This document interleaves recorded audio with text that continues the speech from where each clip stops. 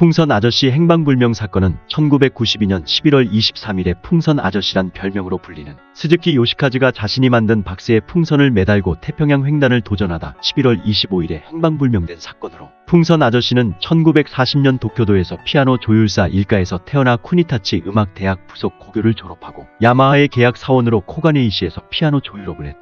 1984년 44세의 나이로 음악교재 판매 회사인 뮤직 앙상블을 개업하고 오케스트라와 피아노 소리를 녹음한 테이프 판매를 개시했다. 이외 여러 음악 사업을 펼쳤으나 잘 되지 않아서 빚에 쫓기던 그는 비닐 풍선 26개를 붙인 곤돌라를 만들어서 사람들의 이목을 끌고 곤돌라를 타고 미국에 건너가서 빚을 갚겠다 라는 황당무계한 발상을 하기 시작했다. 스즈키의 판타지호는 1989년 요코하마에서 열린 박람회에서 처음 세상의 모습을 드러냈다. 그러나 출품에 3천만 엔이 필요했고 기껏 출품에 성공했는데 회장 내 전시 위치도 영 좋지 않은 데다가 박람회 자체도 흥하지 않자 폭발한 스즈키는 박람회 마스코트인 부루아짱 인형옷을 입고 높이 30m의 탑에 올라가서 단체 버스 주차장을 개방해라 라는 현수막을 걸고 7시간이나 서서 항의를 하다 출동한 경찰에 체포되었다. 경찰서에서 풀려난 후에도 그는 헬륨 풍선의 부력으로 10m에서 20m 지상으로 떠오를 수 있다는 공중 산책이라는 곤돌라를 박람회장에 자비로 설치했다. 한편 뮤직 앙상블은 1990년 5억엔 가량의 채무를 안은 뒤는 최종적으로 도산했다. 자신의 회사가 파산했음에도 그는 본격적으로 모험을 계획하기 시작했다. 풍선 아저씨는 1992년 4월 17일에 경찰들의 제지에도 아랑곳하지 않고 도쿄 오타구 타마가와 강에서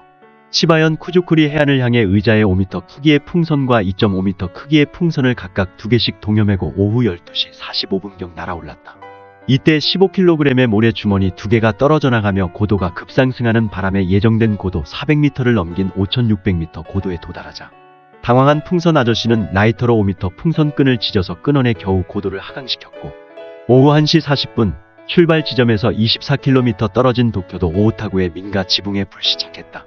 이때 풍선 아저씨 자신은 왼손에 상처만 입은 반면 민가는 지붕이 무너지고 TV 안테나가 꺾이는 해를 입었음에도 피해 민가의 손해배상은커녕 별다른 사과의 말이나 행동도 없이 오히려 이 도전이 성공하면 다음엔 하와이를 향하는 모험을 계획할 예정이었다고 인터뷰했다. 풍선 아저씨라는 별명은 이 사건을 보도하던 미디어에서 붙인 것으로, 타마가와에서의 실패를 본 많은 미디어들이 거리를 두게 되어서 판타지호가 출발했을 때 찾아온 언론은 후지 테레비뿐이었다고 했다.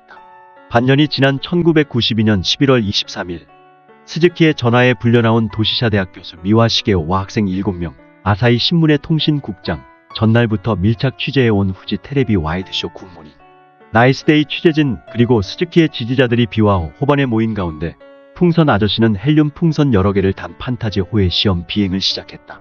원래 이날의 명목은 단순한 시험 비행이었으며 판타지호가 120m까지 상승하고 난 다음 일단 지상에는 착륙하였다.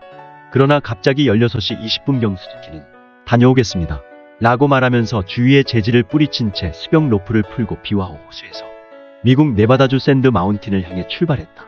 어디로 가는 건지? 라고 묻는 미와 교수의 말에 그는 미국이에요 라는 대답을 남겼다.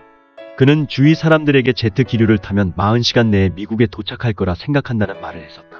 다음날 아침 6시에 풍선 아저씨는 가족들에게 휴대전화로 아침 해가 아름다워요 라는 연락을 보냈다. 하지만 그날 자정부터 판타지호로부터 SOS 신호를 받았고 해상보안청의 수색기가 출동했다. 판타지호는 25일 8시 30분에 미야기현 긴카산 동쪽 약 800km 해상에서 발견되었고, 수색 헬기를 본 스즈키는 헬기를 향해 앉아있는 자세로 손을 흔들면서 SOS 신호를 중지했다. 당시 판타지호의 고도는 평균 2500m로서 높았을 때는 4000m 상공까지 도달했다고 하며 시속 70km의 속도로 비행하고 있었다고 한다. 신호도 중지되어 계속 비행할 의사가 있다고 판단한 데다가 약 3시간 뒤에 판타지호가 구름 속으로 사라지자 수색기는 추적을 중단할 수밖에 없었고, 판타지호가 세상의 모습을 드러낸 마지막 순간이 되었다. 사실 비와호에서 긴카산까지만 해도 직선거리로 무려 570km에 달하는 거리이고, 긴카산에서도 800km를 더 비행한 데다 추적기가 3시간 동안 감시까지 하는 동안에도 시속 70km의 속도로 비행을 한 것까지 감안하면 무려 1580km라는 거리를 비행한 것이 되니 이것도 나름대로 대단하다고는 할 수 있다. 문제는 비와호에서 목적지인 미국 네바다 주 샌드 마운틴까지는 무려 8700km나 떨어져 있다. 1580km나 왔어도 목적지의 반의 반도 다다르지 못한 것. 전문가는 실험 전에 풍선으로 미국에 간다니 말도 안 된다고 이야기했으며, 풍선이 미국까지 갔다는 증거가 없으니 아마 바다에 떨어져 사망했을 것이라 예상했다.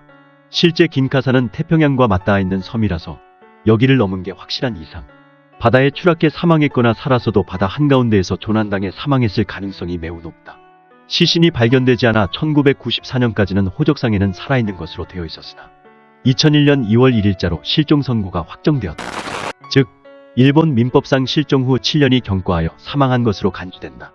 알래스카에서 시신이 발견되었다는 소문은 루머로 밝혀졌다.